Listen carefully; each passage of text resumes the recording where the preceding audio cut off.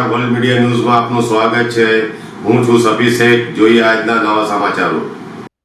ભરૂચમાં કોંગ્રેસની વિરોધ રેલી શરૂ થાય તે પહેલા જ પોલીસની કાર્યવાહીને લઈને રાજકીય ગરમાવો જોવા મળ્યો હતો। ઉત્તરાખંડમાં કોંગ્રેસની રેલીના સ્થળે શુદ્ધિકરણ વિધિ કરવામાં આવી હોવાના વિરોધમાં ભરૂચ જિલ્લા કોંગ્રેસ દ્વારા વિરોધ રેલીનું આયોજન કરાયું હતું।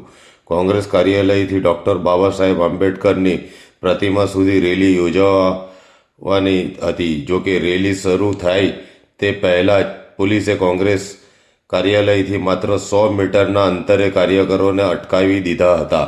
પોલીસે અનેક કોંગ્રેસી આગેવાનો અને કાર્યકરોની અટકાયત કરતા સ્થળ પર ભારે હોબાળો અને આક્રોશ જોવા મળ્યો હતો।